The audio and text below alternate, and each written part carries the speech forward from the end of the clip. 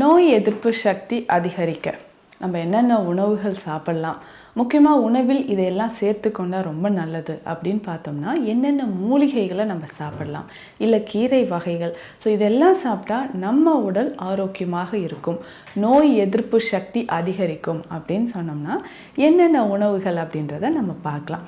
பொதுவாக பார்த்தோம்னா இது குழந்தைகளுக்கு அதிகமாக தேவைப்படுது அப்படின்னு சொல்லலாம். ஏன்னா குழந்தைகளை பொறுத்த வரைக்கும் சில ஏஜ் வரைக்கும் ஒரு 10 வயதோ 15 வயது வரைக்கும் ஸ்டாமினா குறைவாக இருக்கிற மாதிரி தான் நிறைய பேர் ஃபீல் பண்ணுவாங்க. ஸோ அந்த மாதிரி இருக்கும்பொழுது நோய் எதிர்ப்பு சக்தி அதிகரிக்கணும். அதே மாதிரி உடல் எடையும் நம்ம அதிகரிக்கணும். ஒரு சிலர் வந்து அண்டர் வெயிட்டில் இருப்பாங்க.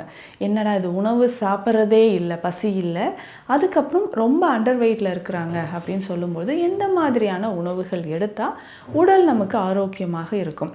சிலருக்கு அடிக்கடி தலைவலி, இல்லை காய்ச்சல், இல்லை எனக்கு கொஞ்சம் தண்ணி மாற்றி குடித்தா கூட எனக்கு வந்து கோல்டு காஃப் எல்லாமே வருது அப்படின்னு சொல்லுவாங்க. இந்த மாதிரி உடல் வாகு இருக்குன்னா பேசிக்காகவே நம்மளுடைய இம்யூன் சிஸ்டம் வீக்காக இருக்குது அப்படின்னு தான் தெரிஞ்சுக்கலாம்.